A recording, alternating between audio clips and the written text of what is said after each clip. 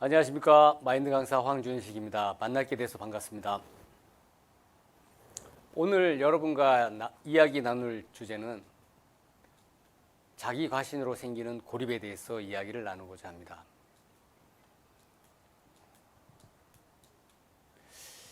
자기 과신, 어떤 마음이 있을까요? 나는 똑똑해. 나는 잘났어. 네가 뭘 알아? 자신을 지나치게 믿어 남과 교류하지 않으면서 다른 사람의 말을 전혀 듣지 않는 그런 고립된 마음이라고 이야기할 수 있겠죠. 한 예로 혹시 이 그림을 보십니까? 여기가 어디인지 아시겠어요? 물론 누구나 다 아시겠지만 제가 예전에 한 친구와 이곳에 간 적이 있습니다. 어디냐면 과천에 있는 경마장이었습니다. 그 친구는 이 경마장에 가서 연인과 같이 데이트도 하고 해가지고 우리 친구들이 모였을 때 너무 좋아가지고 저희를 소개시켰던 곳입니다. 근데 이 친구는 우리 셋이 모여가지고 갔는데 그 경마장에 있는 그 분위기하고 그 스포츠에 매료가 돼가지고 막 이렇게 자랑을 하더라고요. 근데 이제 그때 친구들이 다 모여가지고 이야기를 하면서 야, 우리도 한번 해보자. 그래가지고 호기심에 이제 한번 해보기로 했어요.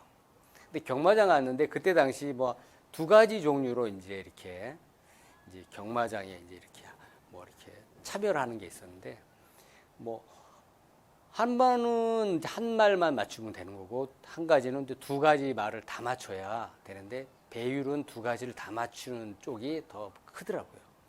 근데 이 친구가 이렇게 정보를 보더니 몇 번 말이 좋을 것 같다 그러면서 맞추려고 하는데 세 명이 모여도 어떤 것이 잘하는지를 더 모르는 거예요. 그래가지고 이제 이렇게 있는데 누가 이렇게 지나가면서 이렇게 뭐 얘기를 하더니 몇 번 말이 이렇게 좋다, 이렇게 4번 말이 좋다고 이런 식으로 얘기를 하고 지나가는 거예요. 그래가지고 이제 우리는 이제 뭐 이렇게 4번 하고 또 이제 뭐 하려고 하는데도 잘 모르지만 일단 뭐 안 되지만 그래도 해본다는 셈 치고 해봤어요.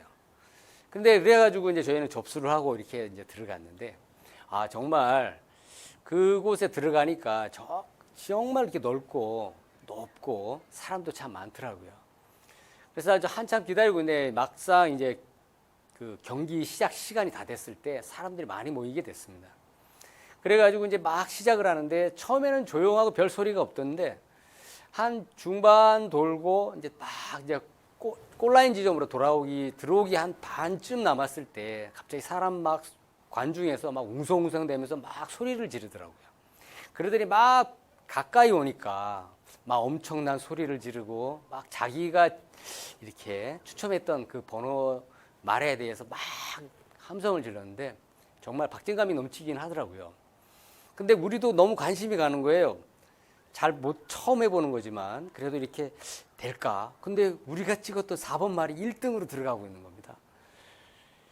야, 그때 당시 우리가 이 경마 갈 때 배당 금액을 거는데 얼마를 걸었냐면 그때 당시 우리는 5천을 걸었어요. 한 친구는 야, 아니다, 처음이지만 마지막으로 10만 원을 걸자. 또 한 친구는 아니야, 한 만 원만. 근데 제일 소심한 저는 그냥 5천 원만 걸자. 뭐 이거 뭐 되지도 않는데, 그리고 이게 도박이라 이게 안 좋은 거야 막 이랬거든요. 근데 이제 한 친구는 투덜투덜 가면서 이제 나를 따라왔는데 막상 이제 그 4번 말이 1등으로 오면서 두 번째 들어오는 2등 말이 또 우리가 찍었던 말이었습니다. 어떻게 됐을까요? 예, 결국은 우리가 43배에 되는 돈에 당첨이 됐습니다. 전광판 저쪽에 크게 43합 이렇게 찍히는데 제가 되려 욕을 먹었습니다. 왜냐하면 그 친구는 10만 원을 걸었으면 430만 원이고 만 원을 걸었으면 43만 원인데 너 때문에 안 됐다고. 그러면서 저는 온통 욕을 많이 먹었습니다. 그때 당시. 그러니까 내가 하자고 했잖아. 난 도박에 소질이 있어. 제 친구는 아주 자신감이 있었어요. 그러면서 자기는 이거 내 말을 따라오지 왜 자기 말을 안 따라왔느냐 막 이렇게 하소연을 했습니다. 그러면서 이 44배, 3배에 되는 이 돈에 당첨이 됐을 때 정말 막 중심에서 막 더 억만장자의 그 금액을 딸 수 있을 것 같은 그런 느낌을 받았어요. 그런데 막상 우리가 이렇게 21만 5천 원에 대한 돈을 딱 받았을 때 한 친구는 야 이거 우리 또 하자 또 하자 내가 하면 산다고. 또 한 친구도 덩달아 같이 야 할 것 같다고. 야 이거 우리 맛있는 거 사 먹는 게 남는 거야. 저는 이제 그렇게 했는데 막상 끝까지 해봤을 때 우리는 그 21만 5천 원이 저희 수중에 아무것도 없었습니다. 그래서 이제 그래 뭐 야 이 원래 도박이란 좀 그래 내가 요즘에 듣는 말이 있는데 아닌 것 같아 하고 이제 뭐 그러니 말으니 하면서 우리는 헤어졌는데 2주 뒤에 우리는 다시 만나게 됐습니다. 그래서 한 친구를 먼저 만났는데 그 한 친구가 이제 나한테 얘기를 하는 거예요. 야 있잖아 우리 그때 갔던 걔 있지 걔 또 왔었대. 근데 얼마 땄는 줄 알아? 그래서 저는 딴 줄 알았습니다. 뭐 한 200, 300, 400 딴 줄 알았는데 그게 아니었습니다. 80만 원, 90만 원, 거의 100만 원에 가까운 돈을 잃었다는 거예요. 그때 내가 말했잖아. 처음엔 되는 것 같지만 안 된다니까. 그런데 막상 그 친구가 왔을 때 또 그 친구가 얘기하는데 맨 먼저 왔던 그 친구한테 물어보는 거예요. 너 그때 20만 원인가 그 친구, 여자친구랑 와가지고 했는데 땄냐? 이렇게 물어보는 거예요. 결국 두 친구는 그 마음을 억제치 못하고 할 수밖에 없었던 거죠. 결국 두 친구 합한 금액이 약 110만 원 돈이나 되는 돈인데 결국 다 잃었다는 거죠. 그러면서 그 친구들이 제게 이렇게 묻는 거예요. 너는 어떻게 그걸 참을 수 있었느냐. 물론 저도 그 43배 되는 그 금액을 43배 되는 금액을 당첨이 됐을 때 정말 주체할 수가 없었습니다. 그런데 저는 그때 당시 내게 해주던 말이 있었습니다. 하투나 여러 가지 트럼프나 여기에는 작전이 있고 기술이 있고 그리고 그걸 북돋는 어떤 무리꾼이 있어. 그러니까 조심해야 돼. 그 이야기를 들을 때 저는 여기에 왔었던 거였거든요. 그 친구들은 또 트럼프에 대해서 막 이렇게 이런 놀이 주색 잡기에 자신 있던 친구는 내 말 들어야 했잖아. 그 친구는 결국 약 100만 원, 그 둘이 합쳐서 110만 원 되는 돈을 다 잃을 수밖에 없었던 겁니다. 정말 처음에는 내는 것 같았는데 나중에는 다 잃게 되더라고요. 막상 우리가 과천 경기장에 들어올 때도 한쪽에서는 울고 있고 또 한쪽에서는 막 수근수근 대고 있고 처음에 들어갈 때 분위기 그렇게 좋지 않았거든요. 그러나 이 과천 경마장은 마치 연인들의 데이트 코스처럼 홍보를 하고 있는 거예요. 그 친구들은 자기가 뭔가 주색 잡기 잘할 수 있으니까 자기 말을 따라야 된다. 그러면서 그것을 잊지 못해 다시 찾았는데 어마어마한 금액을 다 잃을 수밖에 없었던 겁니다. 거기에 비슷한 또 한 사람이 있습니다. 옛날에 저 먼 지방에서 공부하다가 서울로 한양으로 가서 공부를 하다가 박사학위를 딴 어떤 사람이 있었어요.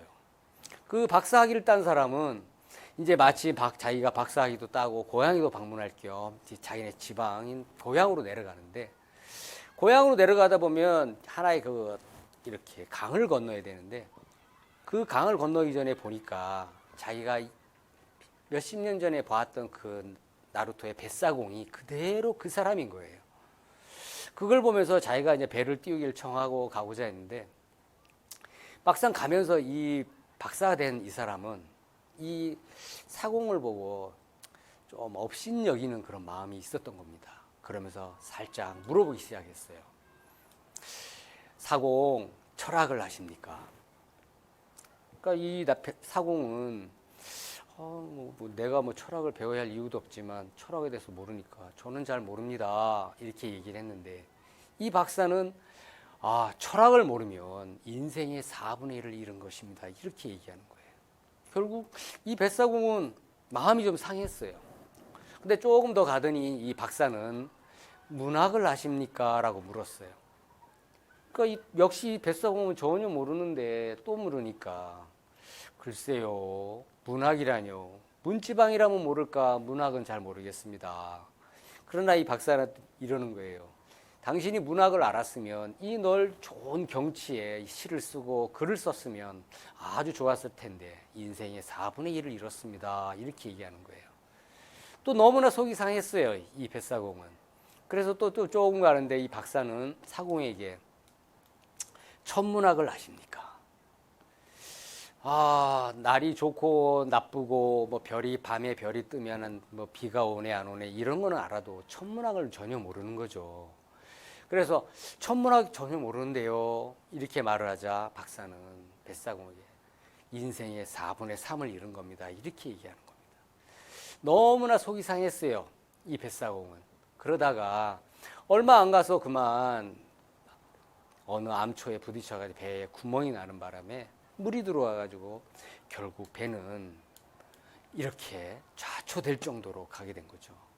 결국 막 물이 들어오고 막 배가 가라앉는데 이 박사는 막 허둥지둥 막 급하게 된 겁니다. 그때 뱃사공이 물었어요, 박사에게. 수영할 줄을 아십니까? 그러자 이 박사는 아니요, 전 할 줄 모르는데요. 그때 이 뱃사공은 박사에게 이런 말을 합니다. 인생 수영을 할 줄 모르며 인생 4분의 4가 물속을 가라앉는 겁니다 하고 유유히 수영하면서 빠져나갔다는 이야기가 있습니다. 여러분, 자기 과신하는 사람, 자기를 과신하면 자기 주변에 있는 말들에 대해서 무시를 하기 때문에 고립에 빠집니다. 그래서 자기 생각에 휘말리게 되고, 자기 생각에 휘말리다 보면 자기가 그 생각이 옳기 때문에 결국 스스로 불행에 빠지게 되는 거죠. 불행인과 이러한 어둠에 빠질 수밖에 없는 그 위치에서 헤어나올 수가 없다는 겁니다, 자기 과신에 빠지면요. 여러분, 여기 이 사진의 이 그림을 보십니까? 참 맛있는 차 한 잔인데 이 커피 이름이 라떼라고 합니다. 혹시 라떼 크루즈는 들어보셨습니까? 예, 라떼 크루즈. 이 라떼라는 말 혹시 지금 세간 중에 한 1, 2년 전부터 이렇게 이야기가 나오고 있는 말인데요. 아마 라떼는 말이야 라고 이 말 들어보셨습니까? 라떼 크루즈. 이거는요, 데이터나 어떤 신념의 기반이 아닌 지나친 자기 가신의 함정이라는 뜻입니다. 라떼는 마리아에서 따오게 된 거고, 클루지, 이것은 자기 과신의 어떤 함정이라는 뜻인데 기본 어떤 생각의 개념에서 벗어나지 못한다는 뜻입니다. 어떤 데이터나 어떤 숫자의 개념 또는 신념은 어떤 수치에 따라서 자기가 그 수치를 보고 확신할 수 있는 범위가 있어요. 약간의 플러스 마이너스, 약간의 오차는 있어도. 그러나 이 경험주의 또는 경험의 바탕을 두는 사람들은 그 한계에서 틀이 없기 때문에 자유분방합니다. 그러나 이 경험, 그 자기가 인생 살아오면서 그 경험 속의 가능성, 이 가능성에서 많은 가능성을 본 사람들은 만약 자칫 잘못 자기 과신이 커버리면 어떤 틀에 꽉 잡혀버리는데 주위에 아무것도 받아들일 수 없는 자기 틀에 갇혀버리게 되는 거죠. 그걸 일명 라떼 크루즈라고 이야기합니다. 이 라떼 크루즈의 특성은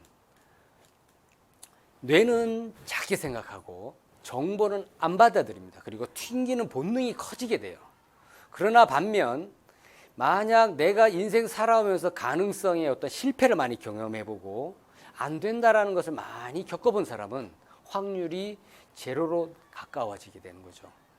예로 우리 그 유명한 멘토분이 계시는데, 그분은 인생 살아오면서 이빨 하나 부러짐으로 인해 가지고 군대에 들어가는 것도 실패하시고, 또 수많은 서류와 여러 가지 거짓말을 통해서 자신을 돌아보게 되고, 또 일본에 가서 멋진 그 사업을 시작하려고 했지만 그것에도 속아서 일본 가는 배를 탔는데 결국 그것은 남해 어느 아주 기슥한 곳에 어디서 내려다주고 도망을 가버려가지고 인생의 실패를 너무 겪어보신 분이 계세요. 그분은 자기 자신을 안 믿게 되는데, 그러한 경우 같은 경우는 라떼 크루즈에 휘말리지 않는다는 것입니다.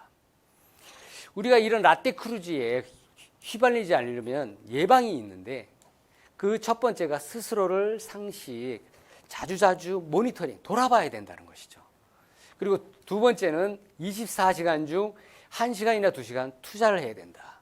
또 제가 아는 유명한 또 멘토분은 하루에 2시간 정도 책을 보면서 기존에 내가 생각하고 내가 갖고 있는 지식에서 벗어나 나 바깥에 있는 어떤 지식과 경험 그리고 마인드에 대해서 이렇게 받는 그런 시간을 갖는다고 합니다. 이러한 것은 라떼 크루즈에 걸리지 않고 또 자기 과신에 빠지지 않을 수 있는 하나의 좋은 예방책이라고 합니다. 이 라떼 크루즈의 하나의 대표적인 예로 본다면 혹시 보이십니까? 사랑하던 두 여인이 지금 이렇게 갈라서 있습니다. 뭐냐면 의부증, 의처증. 이 의부증, 의처증은 뭐냐면요. 근거 없는 어떤 의심과 망상에 강한 확신을 갖게 된다는 것입니다. 혹시 내 배우자도 혹시 몰라. 또 마음도 변할 수 있어. 또 혼자만의 어떤 상상을 하게 되고 자기 생각에 어떤 맞지 않으면 누가 이야기해줘도 거부한다는 거죠. 이 글 예로 제 옛날 군 고참님의 사례가 대표적인데요. 우리 고참님은 그렇게 성격이 자유분방하지도 않고 또한 이렇게 외모상으로도 뭐 이렇게 그냥 평범하신 분인지 뭐 이렇게 특별하게 이렇게 엮일 만한 그런 분은 아니시거든요. 근데 이 아내분은 이게 잠을 청하고 일어나면 주말에 어떤 남편이 가서 뭐 청소를 하고 오거나 세차를 하고 오면 우리 남편은 내가 잠만 자고 일어나면 옆에 앞동에 있는 어떤 여자하고 바람을 피고 온다는 거예요. 계속해서 불화가 일어나고 막 믿지도 않고 주변에서 얘기도 하지도 않자 멘토분이 가서 물으셨대요. 근데 어떻게 그걸 확신하지? 아니 나는 그 정말 잠만 자면 잠뱅이에요. 누가 날 잠만 자면 날 업어가도 몰라요. 내가 잠을 자고 있는 사이에 남편은 가서 바람을 피고 와서 내가 알 수가 없어요. 오직 자기 추측과 상상에 빠져서 자기의 거기에 대한 확신을 갖고 있기 때문에 이야기를 해줘도 안 듣는다는 거죠. 오랜 상담과 교제를 통해서 지금은 행복하고 화목하게 살고 있는데 한번 자기 생각에 이렇게 확신을 가져버리면 참 행복했던 그 가정과 행복했던 나의 삶이 참 깨지는 것을 볼 수가 있었습니다. 또 이렇게 자기가 잘났다고 믿는 어떤 생각이 들어오면 어떤 누구의 말도 듣지 않고 무시를 할 수밖에 없어요. 그리고 대화가 차단되고요. 대화가 차단되면 누구도 대화가 안 되니까 스스로 고립이 됩니다. 이 생각에서 벗어날 수가 없다는 거죠. 즉 그것에 갇혀버려서 결국은 고립이 되는 상황이 직면하게 된다는 것입니다. 이 고립이 되는 상황의 어떤 특징을 보면 여러분 이 사진에서도 보시는 것처럼 지금 제가 서 있는 이곳에는 많은 군중이 있습니다.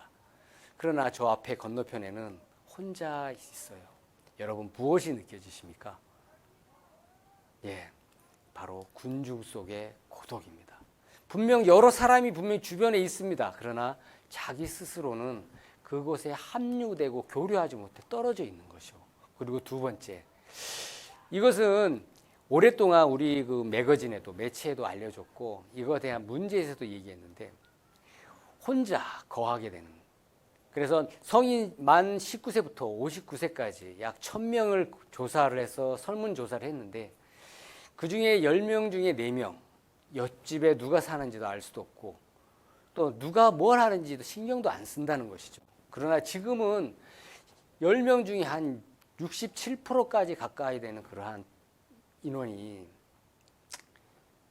교류를 안 하고 있다고 얘기합니다. 그래서 요즘 새로 나온 트렌드가 뭐냐면 뭐 혼자서 살면서 애완견이나 여러 가지 반려견을 키우는데 차라리 혼자 살지만 반려견끼리 키우는 사람 모임을 만들어서 교류할 수 있는 그런 장을 새로 만들고 있는 추세이기도 합니다. 바로 다른 게 아니라 혼족이죠. 혹시 내가 고립되어 있는지 아닌지 한번 돌이켜봐야 할 것 같습니다. 내 아무리 주변에 사람이 많다 하더라도 마음을 나눌 상대가 없다면 그것은 고립되어 있다는 거죠.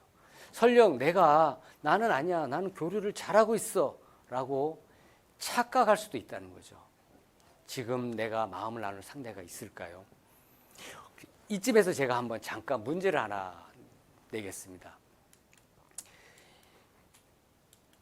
혹시 여러분 1번, 2번 지금 나이가 연세가 있으신 분들은 아마 아실 겁니다. 지금 광역시라고 얘기를 하지만 예전에는 직할시라고 얘기했습니다. 그러면 서울 직할시가 맞습니까? 아니면 서울 직활시가 맞습니까? 1번이 맞을까요? 서울 직할시일까요? 서울 직활시일까요? 제가 5초의 시간을 드리겠습니다. 한번 맞춰보십시오. 하나, 둘, 셋, 넷, 다섯. 네, 정답은 둘 다 틀립니다. 아마 눈치채신 분은 아시겠지만 서울은 직할시가 아닙니다. 서울은 특별시입니다.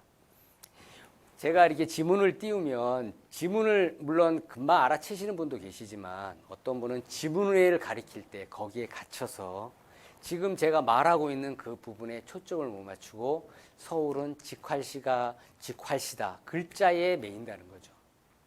정답은 서울특별시입니다.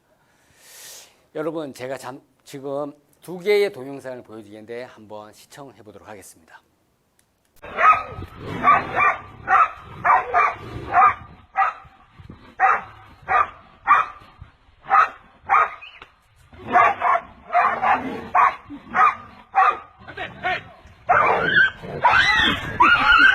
예, 하룻가 강아지 범 무서운 줄 모른다.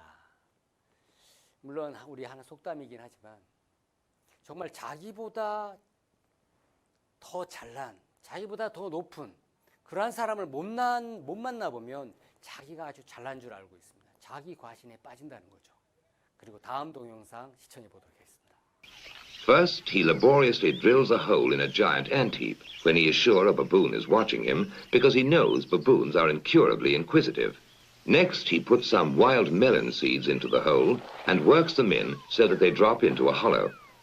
Then he saunters off, knowing the baboon is burning with curiosity. The baboon doesn't trust that human being at all, so he plays it cool. But he's dying to know what gives in that confounded hole. Finally, Mr. Inquisitive can't take it any longer. He's got to know what's in there. He reaches in, grabs a fistful, and now his hand's too big to come out. If he had the sense to drop the seed, he could free his hand.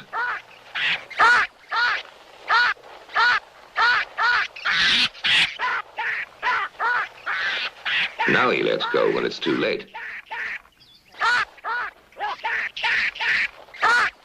보셨습니까? 이 원숭이는 그 문제가 너무 쉬워 보이고 자기가 얼마든지 할 수 있다고 생각하고 있습니다. 물론 뭐 덫을 놓은 것도 아니고 그렇다고 뭘 올가미로 묶은 것도 아닙니다. 스스로 주먹 하나에 얼마든지 그거 하나 빼는 게 뭐가 어려워. 자기 그 문제에 대해서 어렵지 않게 자기가 얼마든지 할 수 있다라는 자기 자신에 있었습니다. 여러분, 마음이 높고 자기를 믿으면 패망할 수밖에 없습니다. 실패와 문제에 닥칠 수밖에 없는 것이죠. 그러나 틀린 사람이라는 사실을 알게 되면 겸손과 진지 그리고 성실함을 얻을 수 있고요. 삶이 보람되어집니다. 그리고 팁을 아까 알려준다면 아까 라떼 클로즈라고 들어보셨죠?